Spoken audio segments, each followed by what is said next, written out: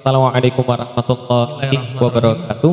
Assalamualaikum warahmatullahi wabarakatuh. Alhamdulillah, puji dan syukur senantiasa kita panjatkan kepada Allah Subhanahu wa taala. Allah adalah zat yang menggenggam nyawa kita. Allah adalah zat yang menguasai hati kita. Maka senantiasa kita berdoa kepada Allah Subhanahu wa taala, Allahumma sabbit qalbi. Ya Allah, tetapkan hati saya. Ya Allah, mantapkan hati saya ala dinik, terhadap agamamu. Kenapa? Karena hati itu sering berubah-ubah. Muqallibal qulub. Muqallibal qulub itu artinya yang membolak-balikkan hati. Karena hati itu memang berasal dari bahasa Arab yang artinya adalah terbolak-balik. Maka kita memohon kepada Allah agar Allah senantiasa menetapkan hati kita di dalam keimanan.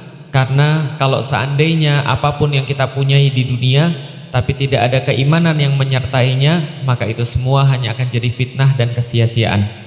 Salat dan salam semoga tercurah dan terlimpahkan kepada baginda Nabi besar Muhammad sallallahu alaihi wasallam, manusia yang paling tetap hatinya di jalan Allah, manusia yang kita teladani bagaimana caranya untuk menyembah Allah dengan cara yang paling baik.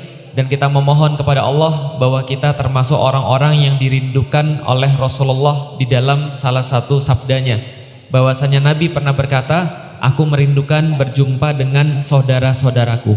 Maka para sahabat itu dengan setengah merasa cemburu berkata bahwa bukankah kami adalah saudara-saudaramu wahai Rasulullah?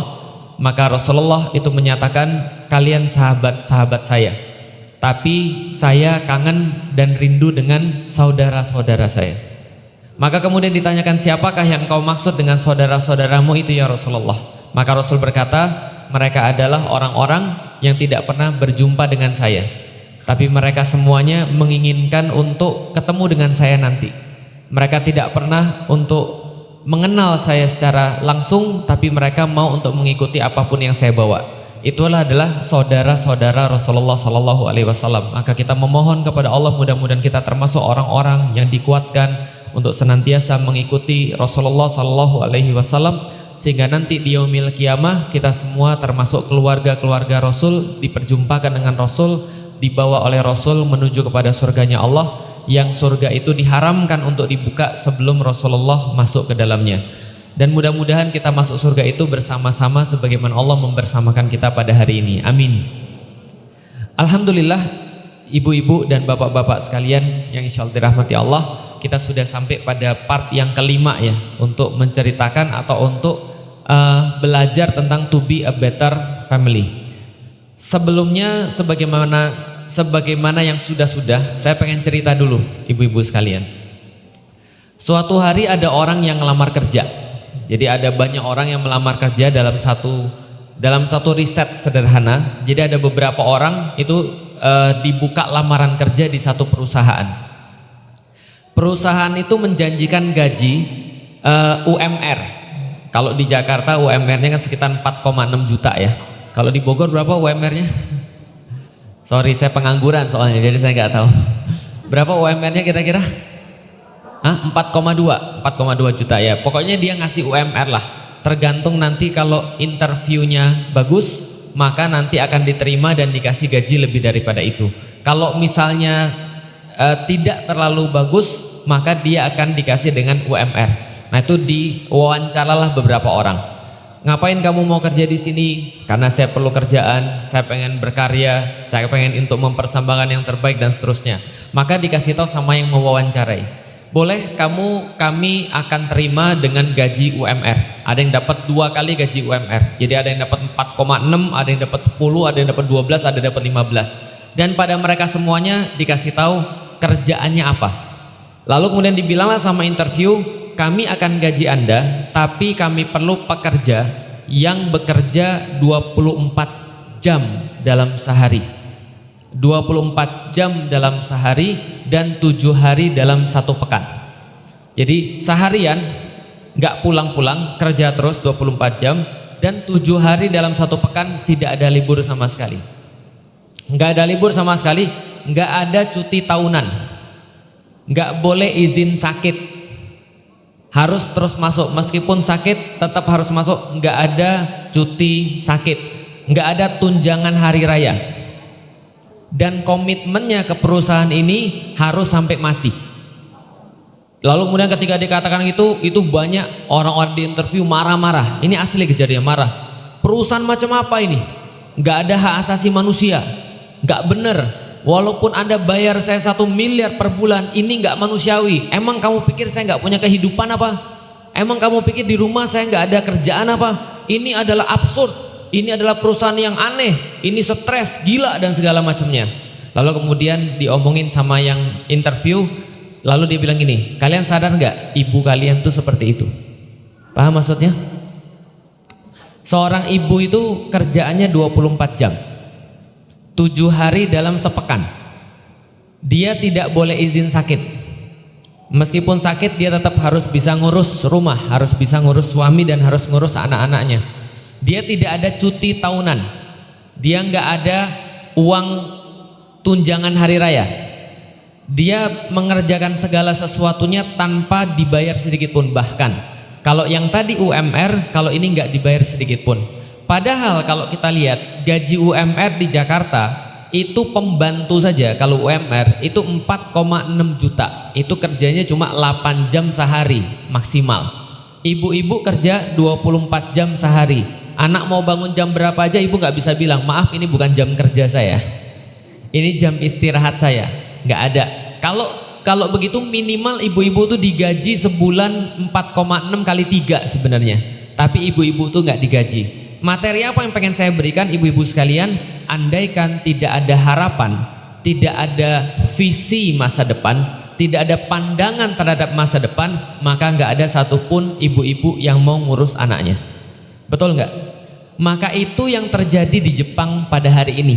Itu yang terjadi di Korea pada hari ini.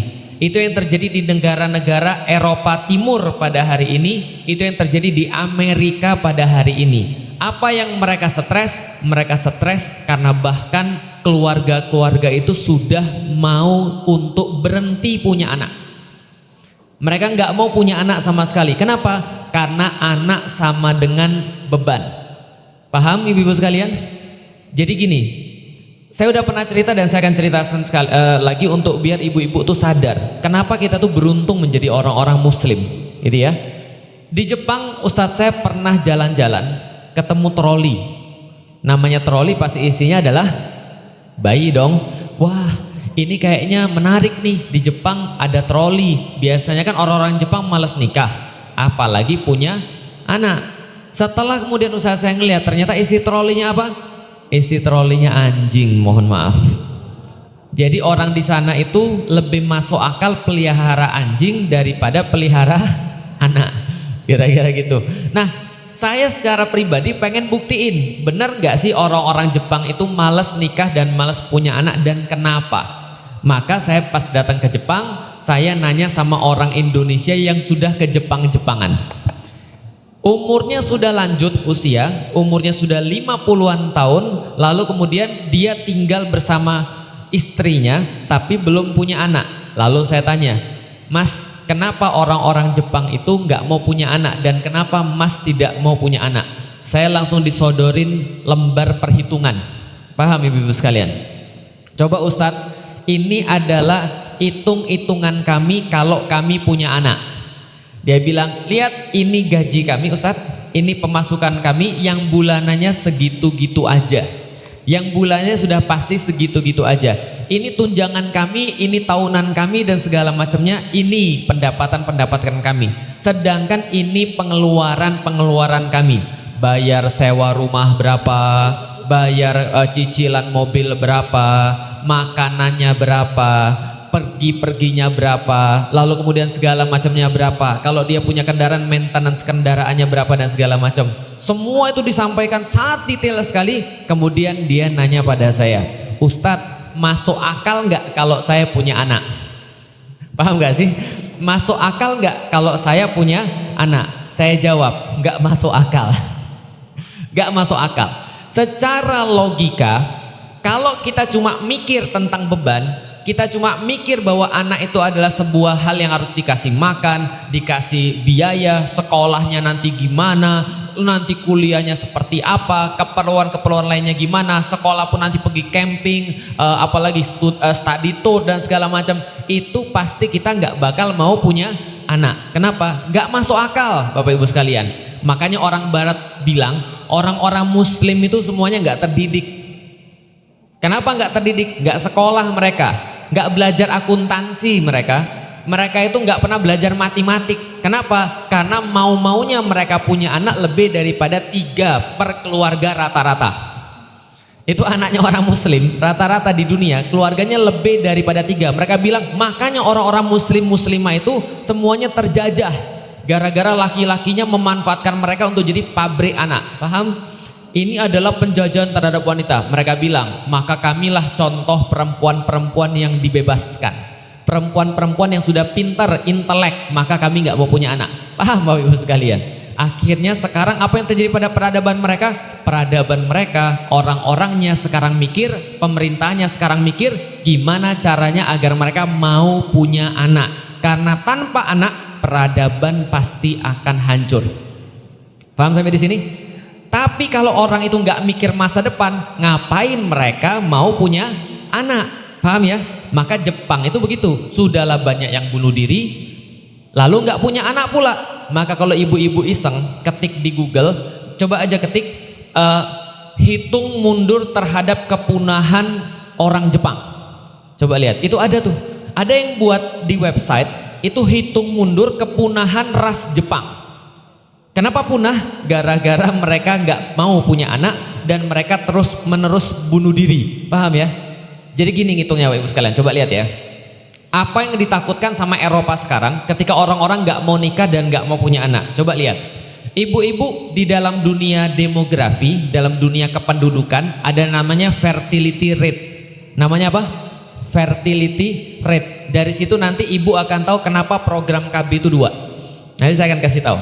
Jadi ada namanya apa? Fertility rate. Ada namanya tingkat kesuburan. Tingkat kesuburan tuh gampangnya apa? Anak satu keluarga berapa, itu tingkat kesuburan. Nih saya ajak ngitung cara orang bodoh, tapi supaya ibu-ibu ngerti. Lihat ya, ada 2 pasang keluarga, bapak ibu. Jelas sampai di sini? Oke, berarti ada berapa generasi pertama? 4 orang. Masing-masing generasi punya anak 2. Masing-masing generasi punya anak 2. Berarti fertility rate-nya berapa? 2. Berarti satu keluarga ini punya anak 2, satu keluarga ini punya anak 2. Generasi pertama tadi orang tua mereka berapa jumlahnya? 4. Anak mereka berapa jumlahnya? 4. Berarti kalau 4 sama kurang atau nambah? Sama. Maka orang-orang demografi, orang-orang kependudukan mengatakan kalau fertility rate-nya 2, maka peradabannya stagnan. Apa? Stagnan alias mandek. Nggak jalan sama sekali, nggak berkembang sama sekali. Ada orang bilang, ya Ustadz, tapi kan kalau terlalu banyak kan itu kan masalah kependudukan. Siapa bilang? Itu kan yang bilang kan bukan kita. Orang-orang itu sebenarnya pengen supaya orang-orang Muslim ini orangnya dikit, mereka yang banyak supaya mereka bisa menjajah negeri-negeri Muslim. Kenapa? Karena salah satu peradaban itu ditopang oleh yang namanya jumlah manusia. Karena peradaban itu bukan tentang teknologi tapi tentang manusia. Paham sampai di sini? Nanti ibu-ibu akan ngerti kalau saya lanjutin lagi. Oke, berarti kalau anaknya 2 namanya apa? Stagnan, mandek. Lihat ya. Kalau anaknya satu keluarga ini anaknya 3, yang satu keluarga anaknya 3, berarti generasi bapak-bapak mereka berapa? 4. Bapak ibu. Anaknya berapa? 6. Namanya peradabannya berkembang atau ekspansi, atau peradabannya bisa diperkenalkan ke tempat yang lain. Ini adalah pengaruh kuantitas, karena kuantitas itu adalah syarat pertama dari kualitas. Bingung nih, ini coba nanti saya akan balik lagi ke kependudukan. Ada suatu hari ada seorang orang tua yang bilang pada saya, Ustadz, saya itu memang tidak punya banyak waktu untuk anak-anak, tapi kan Ustadz yang penting kan quality time, bukan kuantitinya. Yang penting kan waktu kita berkualitas, bukan kuantitasnya, jumlah waktunya, bukan, tapi kualitasnya. Benar atau salah? Nggak benar juga nggak salah. Kualitas penting, tapi Anda harus tahu bahwa kualitas yang paling pertama adalah kuantitas. Contoh, Anda sebulan itu beli sayur minimal 1 hari 30.000, dikasih sama suami 1 bulan cuma 300.000, kira-kira cukup atau tidak? Mau sekualitas apa aja ibu-ibu tetap aja kurang, paham ya? Jadi kuantitas itu syarat pertama daripada kualitas. Kalau kuantitasnya sudah nggak sampai, apalagi kualitas. Paham sampai di sini? Oke, berarti kalau masing-masing keluarga punya anak lebih daripada 2, peradabannya berkembang. Paham sampai di sini ya? Coba lihat, gimana kalau setiap keluarga anaknya 1? Berarti generasi pertama ada berapa? 4. Generasi kedua ada berapa? Bertambah, tetap atau berkurang? Berkurang. Itu yang terjadi pada Jepang. Tahu fertility rate-nya Jepang berapa? 1,6 sampai 1,7. Korea berapa? 1,7. Di bawah 2. Artinya peradabannya terus-menerus hancur. Mereka hitung mundur kapan peradaban ini usai, selesai. Paham ya? Mereka buat insentif. Siapa mau punya anak lebih daripada 1, kami kasih tunjangan dari pemerintah. Siapa yang mau nikah, kami kasih tunjangan sama pemerintah. Beruntungnya orang muslim di Indonesia, nggak punya duit aja mau nikah dia, nggak punya duit aja tetap beranak dia kan, itu kan ya. Ini orang-orang kita nggak ada masalah, mereka masalahnya itu menyusutnya peradaban. Sudahlah satu keluarga punya anak 1, yang satunya bilang kita child free aja, nggak usah punya anak karena nggak logis punya anak. Satunya homo, paham ibu-ibu sekalian? Artinya bermasalah besar ini. Orang-orang kehilangan daripada tadi, kehilangan namanya peradabannya. Paham sampai di sini ya? Sedangkan orang-orang muslim rata-rata 3,4 di dunia. Sehingga mereka nuduh kita tuh tidak intelek, kita itu tidak mikir. Padahal yang kita pengen cerita Bapak Ibu sekalian, kalau orang tidak punya harapan, maka dia pasti tidak akan mau punya anak. Maka harapan ini adalah sesuatu yang sangat penting di dalam agama sekaligus di dalam kehidupan. Oke, saya review dikit. Kemarin kita bahas apa? Sejarah. Kita bahas referensi. Kemarin kita bahas tentang kisah-kisah. Kita bahas tentang masa lalu. Masa lalu itu untuk apa? Masa lalu itu nggak ada gunanya sama sekali kita bahas. Jadi semua pertemuan kemarin itu nggak ada gunanya kita bahas kalau kita nggak punya masa depan. Maka Allah sampaikan di dalam Al-Quran, wal tangtur nafsum ma qaddamat ligot. Sesungguhnya manusia itu kenapa dia harus memperhatikan masa lalu, harus memperhatikan sejarah, harus memperhatikan kisah-kisah, harus memperhatikan referensi, karena mereka perlu itu untuk masa depan. Artinya kalau orang itu tidak yakin dengan masa depan, bisa dikatakan dia pasti mandek dalam kehidupan dia. Kayak orang-orang Amerika yang nggak mau punya anak karena sudah nggak ada harapan lagi. Untuk apa punya anak? Pertanyaannya begitu. Kalau ditanya sama ibu-ibu, untuk apa punya anak? Ibu-ibu bisa jawab, saya ini yakin besok ada akhirat. Saya ini yakin saya besok pasti mati. Karena saya yakin saya besok pasti mati, maka saya maunya ketika punya anak saya ada yang doain. Ketika punya anak nanti ada yang ngirimin pahala kepada saya. Minimal pas saya mati ada yang nungguin atau nyolatin saya. Kan itu kan ya? Kenapa? Karena kita rela untuk menderita demi masa depan. Itu penting banget. Itu penting banget. Itu yang membuat orang muslim jadi orang muslim. Keyakinan mereka tentang masa depan. Maka Allah senantiasa mengatakan iman itu adalah keyakinan dengan masa depan. Mangkana yu'minu billahi wal yaumil akhir. Siapa yang percaya dengan iman lalu kemudian dengan percaya dengan kehidupan di masa depan, tentang yaumil kiamah. Kalau kita nggak percaya dengan yaumil kiamat, kalau kita nggak percaya ada surga dan neraka, kalau kita nggak percaya besok Allah akan hisap kita nggak bakal mau untuk taat pada Allah. Betul atau betul? Sekarang pertanyaan sederhana, kenapa ibu-ibu mau capek-capek, lapar-lapar di bulan Ramadan nahan makanan padahal makanan tuh halal di depan mata? Kenapa kira-kira? Allah bakal ganti yang lebih bagus. Yang aku serahkan cuma makan, itu pun gak selama-lamanya. Jam 6 nanti maghrib aku bisa makan, tapi ketika aku mau nahan sekarang, Allah kasih besok lebih besar, lebih bagus, lebih banyak. Kan gitu kan ya? Kenapa seorang laki-laki nggak mau zina? Padahal zina tuh gampang banget loh. Banyak yang sudah jualan, apalagi zaman sekarang.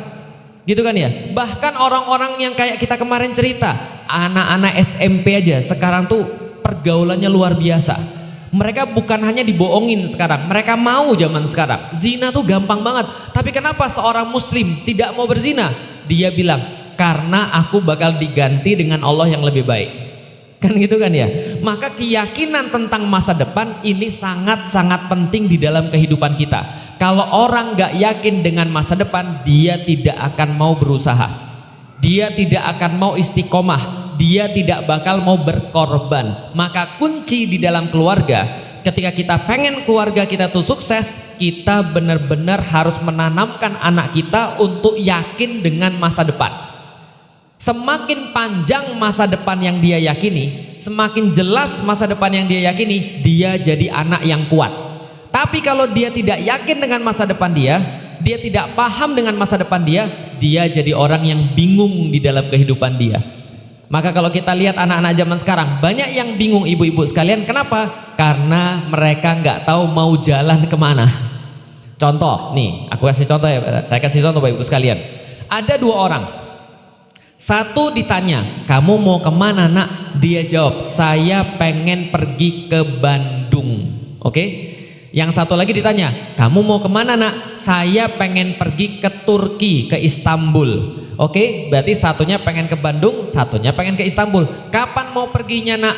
Yang ke Bandung pengen pergi bulan depan, yang ke Istanbul pengen pergi juga bulan depan. Pertanyaannya, siapa yang lebih banyak siap-siap? Yang ke Bandung atau yang ke Turki? Kenapa yang ke Turki lebih banyak persiapan? Karena jalannya lebih jauh. Orang yang jalannya lebih jauh, persiapannya pasti lebih matang, lebih banyak dan lebih panjang.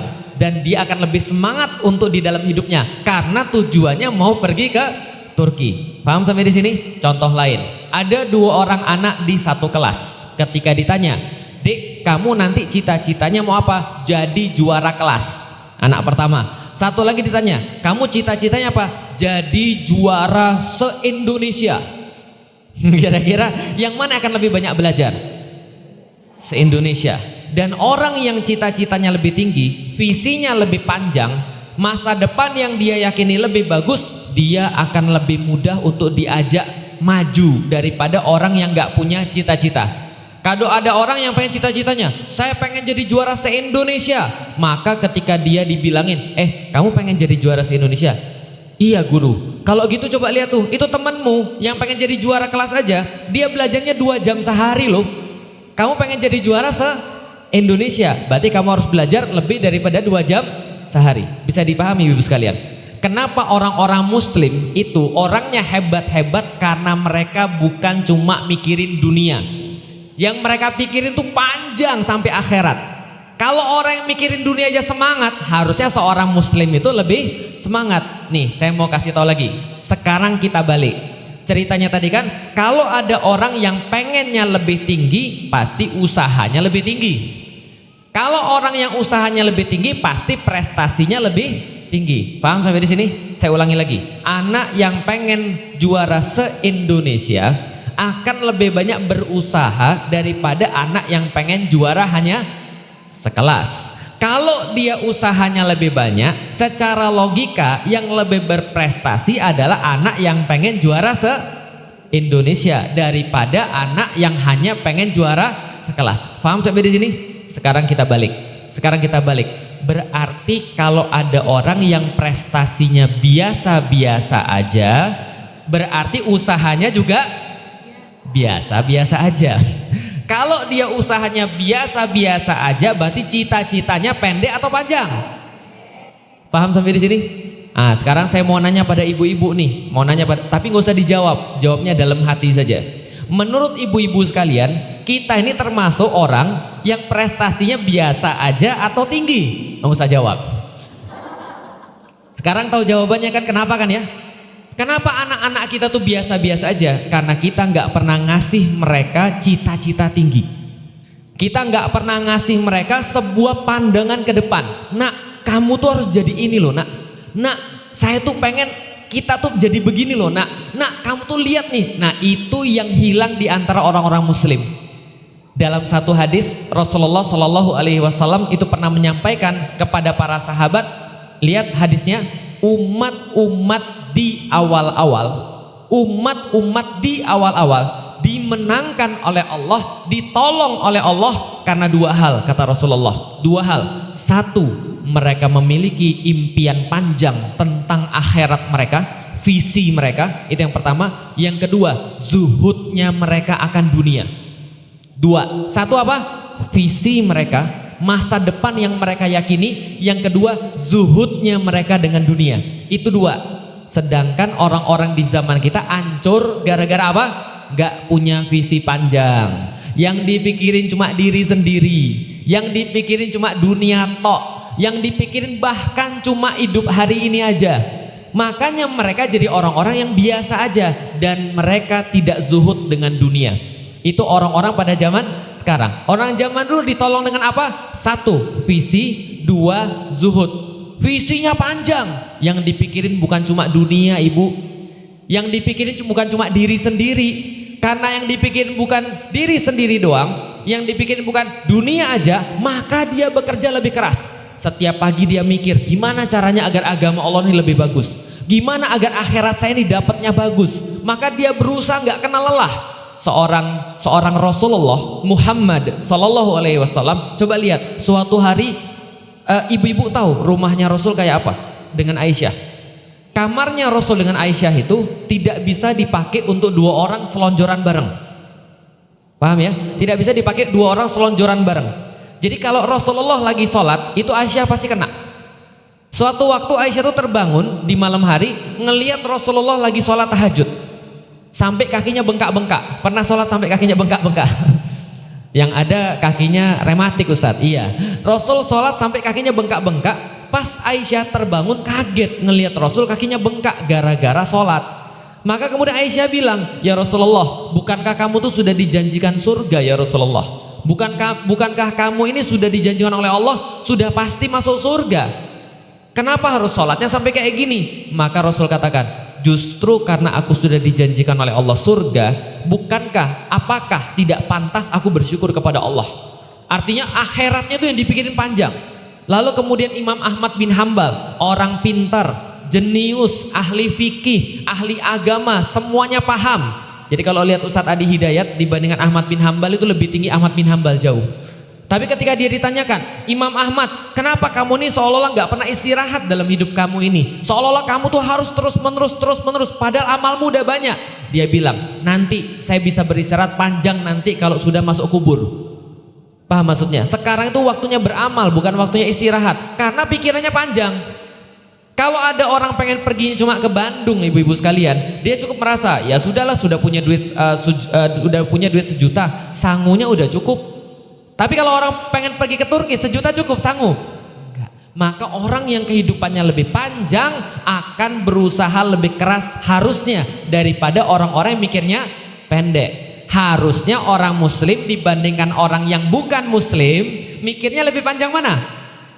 Muslim. Harusnya. Tapi kenyataannya sekarang yang lebih banyak panjang mikirnya dan panjang amalnya orang muslim atau bukan? Bukan. Nih saya kasih tahu. Tahu komik ibu-ibu sekalian? Tahu komik? Tahu ya? Tahu komik yang paling terkenal sekarang? Enggak tahu ya? Saya kasih tahu, komik paling terkenal sekarang di anak-anak muda namanya One Piece. Pernah tahu ya One Piece ya? Anak-anak muda tahu. One Piece itu mulai semenjak saya masih SMP. Jadi semenjak saya masih SMP sudah ada One Piece itu. Sampai sekarang, 2000-an lah ya. Pokoknya udah 20-an tahun dia. Komik itu udah dia buat 20-an tahun. Sekarang sudah sampai seri ke 1000 berapa gitu pokoknya. 1070 berapa. Namanya komik apa? One Piece. Yang bikin namanya Eiichiro Oda, panggilannya Oda Sensei. Nah dia itu kira-kira muslim atau bukan? Bukan. Kerjaannya ngapain? Bikin komik. Komik itu nggak bisa dimakan. Saya tahu One Piece dari pas masih, ya minimal ya pas masih kuliah saya udah tahu One Piece. Belum sekolah aja saya sudah, belum kuliah aja saya udah tahu One Piece, ibu-ibu sekalian. Naruto, One Piece itu udah tahu bahkan sebelum kuliah. Dan sampai sekarang menurut ibu-ibu ada nggak petunjuk berkeluarga yang saya bisa dapatkan dari One Piece? Gak Baca One Piece nggak buat saya jadi lebih baik, nggak buat saya jadi lebih pintar, nggak buat saya jadi tahu bagaimana caranya untuk ngurus anak-anak saya atau bagaimana caranya menyelesaikan permasalahan dengan istri saya, apalagi buat saya masuk surga. Enggak. Tapi ibu-ibu tahu Oda Sensei tadi garap One Piece seperti apa? Dia setiap hari tidurnya cuma 4 jam. Berapa jam sehari tidur? 4 jam. Cuma ngurusin apa? Komik. Yang kalau nanti dia sudah mati, komik itu nggak akan memberikan apapun pada dia. Dia cuma mikirnya sampai dunia aja, selesai sampai dunia. Setelah dunia dia nggak pernah pikir apa-apa. Tapi tidurnya berapa jam sehari? 4 jam. Dan dia bilang dalam salah satu wawancaranya, kalau keluarganya pengen ketemu sama dia, bikin jadwal dulu. Karena komitmennya dia pada kerjaannya dia, yang itu cuma urusan dunia. Betul? Sekarang saya mau nanya pada ibu-ibu sekalian, Islam ini urusan dunia atau akhirat sebenarnya? Lihat baik-baik ya, lihat baik-baik. Pulang, buka itu lemari di rumah, hitung berapa setel baju ibu-ibu sekalian. Berapa setel kira-kira? Berapa setel Bu kira-kira? Ada nggak 7 setel? Lebih ya? 20 setel ada nggak? Lebih ya? 30 setel ada? Oh, ibu-ibu pasti lebih kayaknya ya. Kenapa? Untuk pengajian aja ada 5 setel itu kan. Beda-beda setiap hari ibu itu kan ya. Oke, sekarang saya mau nanya. Itu ibu, yang ibu ada di lemari ibu itu ya, itu adalah persiapan ibu untuk dunia yang cuma 70 tahun. Paham sampai di sini? Persiapan ibu-ibu untuk dunia yang cuma 70 tahun. Pertanyaannya, seberapa banyak kita siapin pakaian kita nanti setelah kita mati? Seberapa banyak kita sudah siapin pembelanjaan kita setelah kita mati? Padahal mati itu bukan 70 tahun. Menurut beberapa dalil, setelah kita mati kita masuk dulu ke kubur. Betul? Kuburan berapa lama Ustadz? Sampai yaumil kiamah. Sampai nanti ditiup sangkakala hari berbangkit. Berapa lama? Ya paling maksimal 7.000 tahun lah. Minimal berapa? Nggak tahu. Ya kalau misalnya hari ini mati besok kiamat sebentar. Tapi ribuan tahun di bawah situ. Lalu kemudian nanti di padang mahsyar, setelah bangkit suruh pergi ke padang mahsyar. Padang mahsyar berapa lama? Berapa lama padang mahsyar? Kata Rasulullah, padang mahsyar itu al-yaum, 1 hari senilai dengan 50.000 tahunnya manusia. Kalau kira-kira 50.000 tahun itu disandingkan dengan yang 70 tahun, kira-kira lebih panjang yang mana ibu? 50.000. Dan hidup kita 70 tahun ini serasa sangat singkat banget. Kenapa kita baru pikir, kayaknya kemarin tuh baru hidup ya, sudah mati, ini lama banget ini, kapan selesainya? Padahal persiapan kita harusnya lebih panjang di situ daripada persiapan yang di sini, paham ya? Kayak orang pergi ke Bandung, persiapannya 1 juta cukup, pergi ke Turki nggak cukup 1 juta. Maka kita itu kadang-kadang lucu, orang-orang Muslim itu mikirnya sampai akhirat, tapi kok bisa orang-orang yang bukan Muslim mereka berusaha lebih kuat daripada kita, mereka berusaha lebih bagus daripada kita. Elon Musk misalnya, yang kaya raya itu, Bill Gates yang kaya raya itu, pertanyaannya dia yakin akhirat atau enggak? Pernah baca Quran? Enggak tahu, tapi yang jelas dia enggak yakin akhirat. Dia enggak tahu tentang hari berbangkit, dia enggak paham tentang surga dan neraka dan apa kenikmatan di dalamnya. Kok bisa dia lebih termotivasi di dalam hidup daripada kita? Bisa dipahami Ibu sekalian. Jadi Muslim ketika kita yakin dengan hari berbangkit, itu membawa kita pada satu kondisi seharusnya lebih banyak berusaha di dunia. Itu kunci ibu-ibu sekalian. Kenapa kita belajar tentang sejarah? Kenapa kita belajar tentang kisah di masa lalu? Karena kita punya tugas di masa depan. Itu yang senantiasa bikin kita terus menerus bergerak. Itu yang senantiasa bikin kita bilang, belum, saya lelah, iya, tapi belum. Saya sakit, iya, tapi belum. Saya keluar uang banyak, iya, tapi belum. Kenapa? Karena yang kita pikirin itu lebih panjang. Saya dipahami ibu sekalian. Nah, ini adalah tentang masa depan kita. Lah kalau kita yakin dengan masa depan, kita akan lebih banyak berusaha. Dan bagaimana Rasulullah? Rasulullah itu berkata kepada kita semuanya melalui Al-Quran, diabadikan di dalam Al-Quran. Sesungguhnya Rasul berkata, saya ini adalah orang yang tugasnya cuma 2. Apa tugasnya Rasulullah?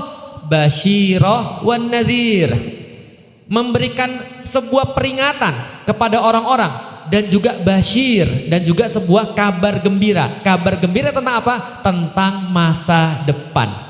tentang orang-orang muslim itu pasti nanti akan masuk surga selama dia mengakui Allah dan Rasulnya, tentang balasan-balasan terbaik yang akan diberikan pada orang-orang muslim, tentang bagaimana di dunia akan mereka dikuasakan kembali, tentang mereka di dunia mereka akan menjadi pemimpin umat-umat yang lain, tentang di dunia mereka menjadi umat yang terbaik. Itu yang sudah dijanjikan oleh Rasulullah. Sekarang pertanyaan saya, kalau teman-teman sekalian, ibu-ibu sekalian dijanjiin sama orang jelas sama yang gak jelas, lebih semangat mana? Jelas atau nggak jelas? Contoh, saya bilang, ibu-ibu ke rumah saya, kapan Ustadz? Ya bisa jadi besok, bisa jadi pekan depan, bisa jadi bulan depan, bisa jadi tahun depan, atau 2 tahun lagi. Jam berapa Ustadz kalau gitu kalau jadi Ustadz? Ya bisa jadi jam 4 sore, bisa jadi jam 8 malam, bisa jadi jam 2 pagi, atau jam 4 pagi. Itu yang pertama. Dengan saya bilang yang kedua, ibu datang ke rumah saya nanti pekan depan hari Rabu jam 4. Mana yang lebih semangat kira-kira? Yang kedua dong, karena sudah jelas kapan ketemunya, kan itu kan ya. Pertanyaan saya, ada nggak agama lain yang lebih jelas daripada Islam mengenai hal itu? Nggak ada sama sekali. Kita itu adalah satu-satunya umat yang jelas dikasih tahu, tugas Anda mengislamkan orang-orang di seluruh dunia, memperkenalkan Islam yang keren ini pada orang seluruh dunia. Masa depan Anda tuh begini loh. Masa depan Anda tuh kayak gini loh. Itu Allah sudah ngasih tahu. Pertanyaannya, kenapa kita masih tidak termotivasi? Jawabannya sederhana, karena mungkin kita tidak pernah cukup belajar tentang masalah akidah, sehingga kita tidak termotivasi dengan janji Allah dan Rasulnya. Semua tentang masa depan, dan masa depan ini sangat kuat sekali. Kekuatan yang meyakini masa depan itu kekuatannya jadi manusia super, ibu-ibu dan bapak-bapak sekalian. Nih coba lihat lagi. Suatu waktu seorang perempuan namanya Sumayyah, jihad diwajibkan kepada laki-laki, tapi syahid pertama laki-laki atau perempuan? Perempuan, namanya Sumayyah. Sumayyah punya anak namanya Ammar, suaminya namanya Yasir. Yasir punya istri namanya Sumayyah, anaknya namanya Ammar. Ammar masuk Islam dan dia sangat sayang pada bapak dan ibunya. Saking sayangnya dia kasih tahu, bapak ibu ini ada kabar gembira luar biasa, masya Allah. Ini ada nabi di kalangan kita. Ayo beriman kepada Allah, ayo beriman kepada Rasulnya Muhammad. Bapak ibunya beriman, tapi bapak ibunya ini adalah budaknya Umayyah. Umayyah bin Khalaf ini adalah tuannya. Ketika Umayyah tahu bahwa saya keluarga ini beriman, dia melakukan segala cara untuk menghancurkan keimanan mereka. Gimana yang terjadi? Bapaknya diikat di pohon kurma, lalu kemudian disalib di pohon kurma. Tangannya dipaku di situ, lalu badannya diikat, disalib di pohon kurma, mati pelan-pelan dengan cara meneteskan darah. Sebelum Yasir ini meninggal, ibu-ibu sekalian, Sumayyah ini terus-menerus dicambuk oleh Umayyah. Dicambuk terus. Ayo bilang Tuhanmu bukan Allah. Ayo bilang Tuhanmu yang lama siapa? Balik lagi ke agama yang lama. Kamu tuh budak, nggak punya kemerdekaan. Dicambuk terus. Sementara Ammar diikat menyaksikan 2 orang tuanya disiksa. Itu siksaan yang paling pedih itu. Ngelihat orang yang kita sayangi disiksa tapi kita nggak bisa buat apa-apa selain teriak dan nangis. Itu bisa dibayangkan tekanan mentalnya Ammar itu kayak apa? Melihat orang tua yang dia sayang disiksa di depan mata gara-gara dia ngomong tentang iman. Paham kira-kira maksud saya? Itu Sumayyah ketika dilawan seperti itu, sampai ketika dia kesal banget, dia meludahi Umayyah. Ketika dia meludahi Umayyah, maka Umayyah kesal bawa tombak. Ditusuklah Sumayyah ini dari kemaluan sampai tembus pada leher. Penelitian yang ada mengatakan itu termasuk siksaan yang paling sakit. Jadi ditusuk dari kemaluan sampai tembus pada lehernya. Dalam kondisi kayak gitu, itu Sumayyah kemudian gak karuan sakitnya kayak apa. Maka Rasulullah dan Abu Bakar datang. Lalu kemudian berkata, karena mereka berdua gak bisa berbuat apa-apa karena kondisinya memang gak memungkinkan pada saat itu. Orang muslim belum banyak, belum punya kekuatan. Rasul cuma bisa bilang sama Sumayyah, Sobron ala Yasir, sabar wahai keluarga Yasir. Fa innallaha mau'idukumul jannah, sesungguhnya Allah sudah menjanjikan surga bagi kalian. Yang ngomong siapa? Yang ngomong Rasulullah, bukan orang sembarangan. Kalau yang ngomong Rasul, kejadian atau tidak? Pasti kejadian. Yang ajib adalah Sumayyah ketika mendengarkan kata-kata itu langsung bilang, ya Rasulullah, surganya sudah di depan mata saya ini sekarang. Terasa sakit beliau. Wallahu a'lam bishawab. Kalau secara logika itu harusnya sakit, tapi masya Allahnya adalah dia bisa mengalahkan rasa sakitnya dengan masa depan yang ditunjukkan oleh Rasulullah Shallallahu Alaihi Wasallam. Sangat jelas sekali bagi dia. Tidak ada keraguan sedikit pun bahwasanya kata-kata Rasul itu pasti benar. Maka saking senangnya dia mendapatkan basyirah, mendapatkan kabar gembira tentang masa depan dia, ini nggak apa-apa ya Rasulullah. Di depan mata saya sudah ada surga ya Rasulullah. Nggak ada apa-apanya disiksa kayak gini ya Rasulullah. Paham kira-kira saya? Orang yang meyakini masa depan itu ngeri Bapak Ibu sekalian. Dia nggak bisa dihentikan, dia nggak bisa dibujuk, dia nggak bisa dibelokkan. Kenapa? Karena masa depan dia sudah tahu. Ada orang dibawain duitnya berapa? 10 miliar doang. Masa depan saya kamu mau beli dengan 10 miliar? Nggak ada yang bisa menghalangi saya daripada surga saya. Dan 10 miliar ini nggak bisa memadamkan api nerakanya Allah. Paham Bapak Ibu sekalian? Kalau orang sudah yakin masa depan, dia unstoppable. Dia tidak akan bisa digoda. Kalaupun digoda susah ini orang. Ada orang pakai kerudung, datanglah ke perusahaan. Setelah diinterview dia dibilang, saya memerlukan jasa Anda Mbak. Tapi mohon maaf Mbak, karena di kantor kami ini pluralisme Mbak. Mohon maaf ya, kami tidak bisa menanggung simbol-simbol keagamaan. Kalau Anda mau untuk kerja di tempat kami, Anda harus lepas kerudung terlebih dahulu, karena kami tidak bisa itu. Berapa gajinya? Kami sudah menggaji Anda kira-kira ya 30 juta lah per bulan. Dibuka kerudungnya untuk 30 juta. Tapi kalau orang sudah yakin dengan masa depan dia bilang apa tadi? Surganya Allah gak bisa diganti dengan duit segitu. Nerakanya Allah gak bisa dipadamkan dengan duit segitu. Kenapa? Karena dia yakin dengan masa depan. Maka orang-orang zaman dulu dididik Rasul dengan apa? Dididik Rasul dengan keyakinan penuh bahwa apapun kata Allah dan kata Rasulnya pasti akan terjadi. Itulah kerennya orang-orang muslim. Ketika Allah dan Rasulnya sudah bilang, mereka bilang ini pasti kejadian. Maka hidup itu sudah nggak ada lagi susah. Karena masa depan mereka sudah yakin. Ketika mereka misalnya contoh diuji di dalam keimanan mereka diuji di dalam agama mereka. Apa yang mereka katakan di dalam hati? Ini masih terlalu murah untuk masa depan yang sudah Allah sampaikan kepada saya. Lihat di dalam surat Yasin. Di dalam surat Yasin, waja'a min aqsal madinati rajulu yas'a. Dan datanglah dari ujung kota seorang pemuda datang kepada kaumnya. Qala ya qaumit tabi'u mursalin, wahai orang-orangku, ayo kita ikut dengan para nabi. Orang ini dakwah terus menerus sampai semua kesel sama dia. Akhirnya dia diinjek-injek. Setelah diinjek-injek mati, lalu kemudian dia ditunjukkan oleh Allah surganya dia gara-gara dia berdakwah. Apa kata dia ketika dia melihat surganya Allah? Dia berkata begini, wahai Allah, andaikan kaumku itu mengetahui yang aku dapatkan ini, maka semua itu terlalu rendah. Paham maksudnya? Coba bayangin ya, semua orang, semua manusia pas sudah sampai surga nanti, ketika Allah sampaikan di dalam Al-Quran, hilang rasa sedih mereka, hilang rasa takut mereka. Dalam satu hadis dalam satu hadis Rasul menyampaikan, orang masuk surga ada yang penderitaannya paling banyak di dunia. Ketika udah dicelupin di surga, dia ditanya, di dunia kamu merasakan apa saja? Dia bilang, saya sudah lupa.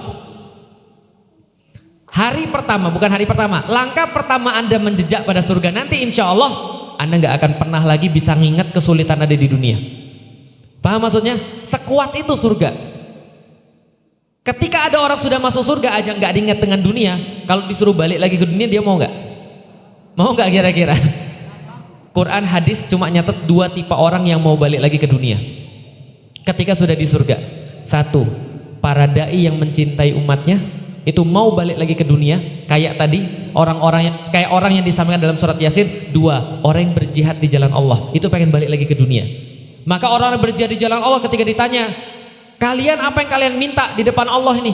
Kan kalian sudah syahid di dunia. Mereka bilang, boleh enggak ya Allah kami balik lagi ke dunia, lalu kami mati lagi syahid, lalu kemudian ke sini lagi, lalu balik lagi ke dunia, mati lagi syahid, lalu balik ke sini lagi. Kenapa? Karena mati syahid itu adalah sebuah kenikmatan kata mereka. Ini adalah orang yang berjihad. Yang kedua, tadi yang berdakwah di jalan Allah dan mencintai kemudian umatnya. Maka dia bilang, andaikan orang-orang ini tahu, saya pengen balik lagi ke dunia untuk ngasih tahu mereka masa depan yang dijanjikan Allah ketika Anda mau untuk terima Islam. Paham gak kira-kira saya? Nah, itu kalau orang-orang sudah paham masa depan yang sudah dijanjikan Allah, mereka baca Al-Quran, mereka yakin dengan apa yang disampaikan di dalam Al-Quran, gak mungkin umat ini jadi umat yang lemah, gak mungkin umat ini jadi umat yang tidak berdaya, karena mereka sudah punya masa depan. Makanya suatu waktu Rasulullah sampaikan pada orang-orang muslim, kalian tahu gak, nanti di masa depan, aku itu kata Rasulullah sudah dikasih lihat apapun yang terjadi di ujung timur sampai ujung barat di dunia, dan semua di ujung timur sampai ujung barat yang dikasih lihat kepadaku itu semuanya nanti akan berada di bawah kekuasaan Islam. Itu yang dikasih tahu pada para sahabat. Sekarang ibu-ibu tahu kan kenapa sahabat tuh super kayak gitu? Karena pikiran mereka tuh ke depan, pikiran mereka tuh yakin betul, dan mereka punya bekal yang sangat hebat di belakang mereka, kisah-kisah, referensi dan segala macam. Nah, artinya kalau keluarga kita, balik lagi ke keluarga, kalau keluarga kita punya visi, maka kita tidak akan punya keluarga yang lemah. Tapi kalau keluarga kita nggak punya visi, kenapa nikah? Ya nikah aja. Terus nanti anaknya besok jadi apa? Ya sekenanya aja kayak air mengalir. Enggak. Islam mengajarkan setiap keluarga punya visi, dan visi terbaik adalah visi akhirat, visi yang ditunjukkan oleh Rasul kepada kita. Nah itu yang nanti insya Allah akan kita bangun bersama-sama. Nah baik, biar adil, insya Allah kita akan tadi Bunda sampaikan bahwa kita tidak punya waktu tanya jawab. Insya Allah kita berikan waktu tanya jawab sampai jam 10 atau setengah 11. Mudah-mudahan nanti kita bisa untuk mendapatkan kebaikan daripada majelis kita ini. Dan sebelum tanya jawab, seperti biasa ibu-ibu dan bapak-bapak sekalian, kita insya Allah terus menerus untuk mematangkan rencana kita, niatan kita untuk membuat program ketika Ramadan. Alhamdulillah program-program Ramadan yang nanti insya Allah akan kita buat, salah satunya adalah memperbanyak kajian-kajian insya Allah. Dan saya sudah ngomong dengan beberapa teman-teman saya di Asatidz, insya Allah juga ada beberapa yang nanti akan datang kemari. Jadi ada beberapa teman-teman Asatidz yang juga selama ini concern kepada anak muda, concern kepada ibu-ibu, insya Allah juga nanti mudah-mudahan doain akan datang kemari juga untuk meramaikan Ramadan bareng-bareng kita.